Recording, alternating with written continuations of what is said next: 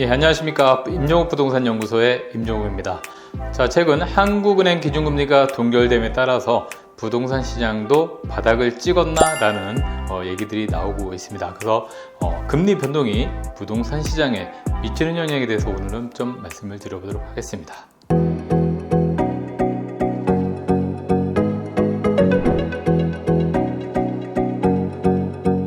예, 첫 번째 금리 변동이 부동산 시장에 미치는 영향이 되겠습니다. 자, 최근에 한국의 기준금리가요 0.75에서 이제 3.5%까지 올랐습니다.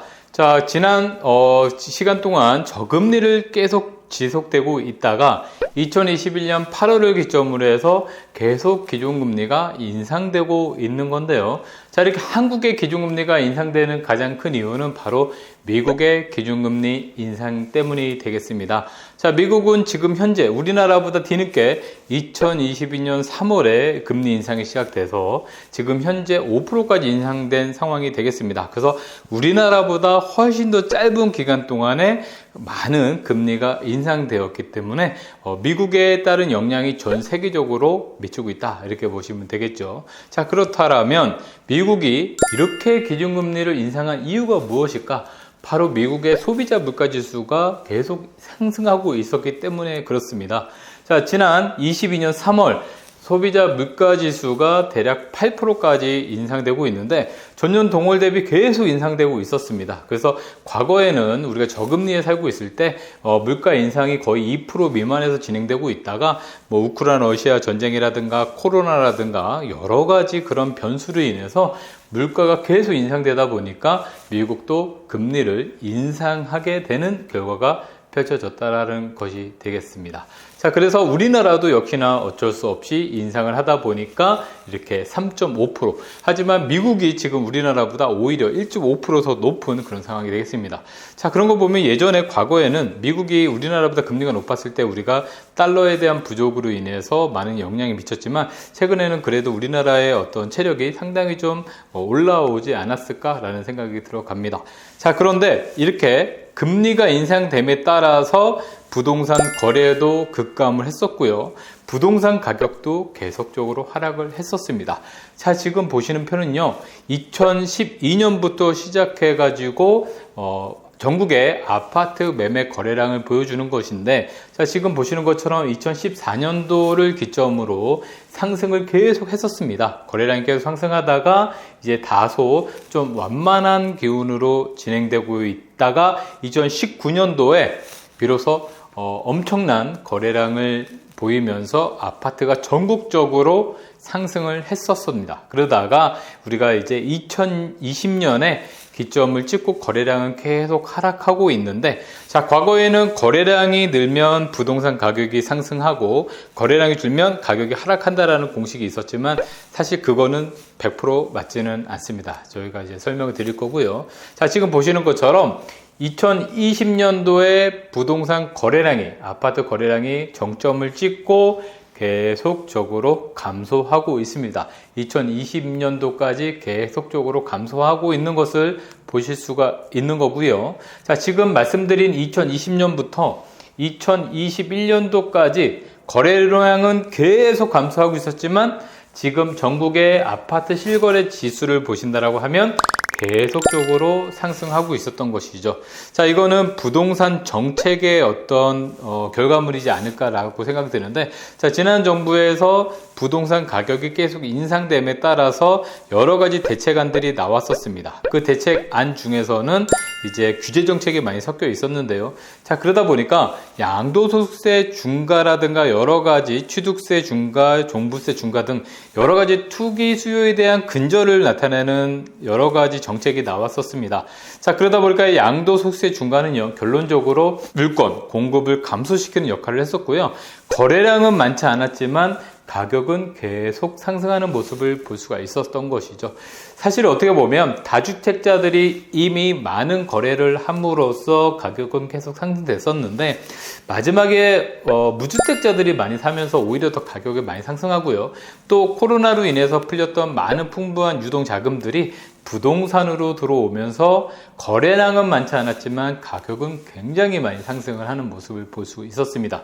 자, 그러다가 2021년 8월 한국은행의 기준금리 인상에 따라서 이때부터는 같은 거래량 감소지만 가격 지수가 하락하는 거래가 생기기 시작을 했었습니다. 그래서 기준금리가 인상되기 전까지는 거래량은 작지만 매매 가격은 계속 상승했었고 2021년 8월 이후로는 거래량은 작지만 가격도 역시나 하락하는 거래가 계속 있었던 것이죠. 그래서 거래량과 매매 가격은 100% 일치하진 않는다라는 모습을 볼 수가 있습니다.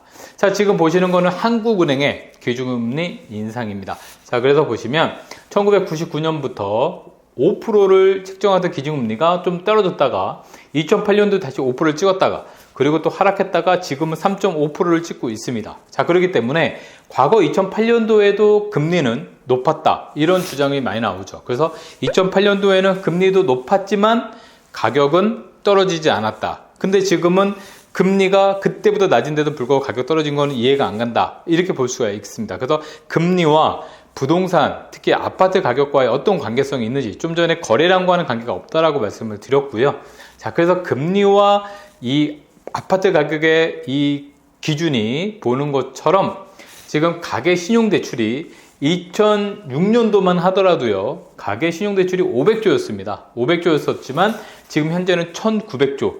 자, 이렇게 4배 가까운 수의 가계대출이 일어나고 있었기 때문에 금리에 대한 변동이 상당히 많이 영향을 미칠 수밖에 없다라는 것입니다. 자, 500조일 때는요, 대출을 받으신 분들이 지금보다는 당연히 4분의 1이고요. 그 금액조차도 4분의 1입니다. 그렇기 때문에 5%의 금리가 인상된다 하더라도 버틸 수 있는 정도가 됐겠지만 지금은 1900조, 4배 가까운 숫자죠. 그때 당시에는 주택을 갖고 있는 분들이 주택담보 대출을 받았었겠지만 지금은 모든 전세 세입자들도 전세자금 대출을 받았기 때문에 전부 다 같은 어떤 채무자의 입장이라는 것입니다. 그렇기 때문에 금리 변동에 따라서 영향을 받을 수밖에 없고, 과거에는 부동산 가격은 떨어져도 전세는 올랐다라고 얘기를 하는 것을 지금까지 하고 있지만 지금은 이제 전세가 대출로 활용돼서 가는 거기 때문에 과거에 매매 가격이 떨어지면 지금은 전세도 떨어지는 게 똑같습니다.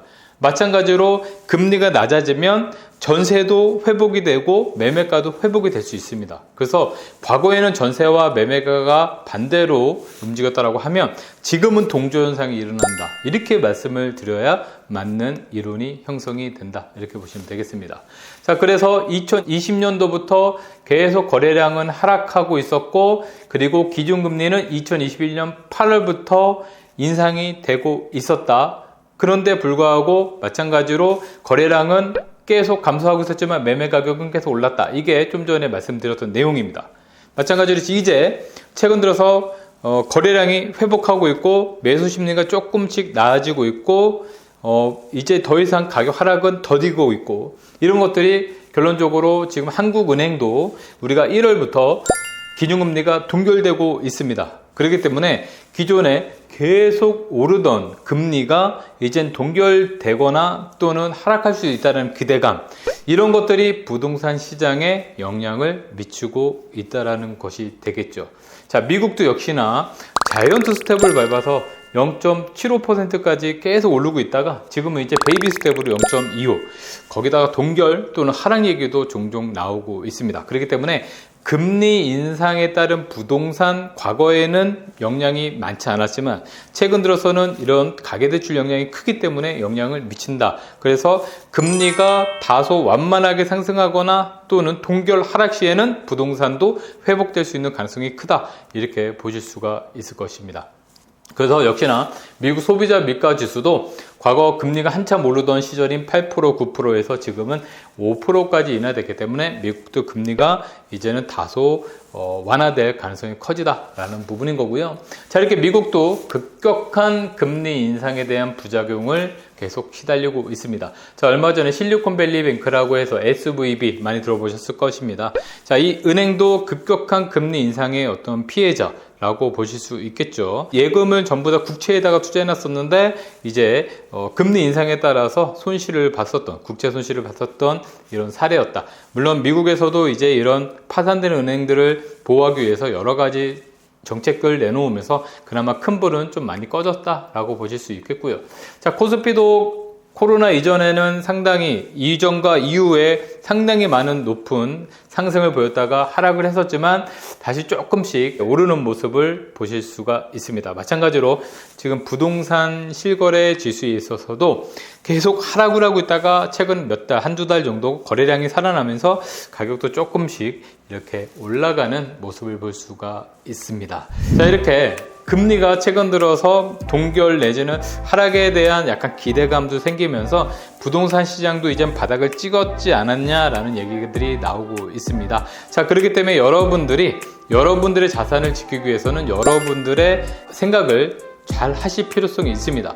많은 전문가들이 상승을 한다라는 얘기와 하락한다는 얘기 계속 나오고 있지만 사실은 그 무엇도 여러분들의 재산을 다 지켜줄 수는 없습니다. 그렇기 때문에 여러분들이 판단을 잘 하셔서 정말 무주택자들이 주택을 구입을 하시는 부분이라든가 또는 갈아탄다라는 부분이라든가 이런 거에 대한 결정을 정말 현명하게 잘 하시기 바라겠습니다.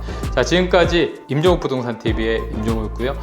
시청이 좋으셨다면 구독과 좋아요 눌러주시면 감사드리도록 하겠습니다. 감사합니다.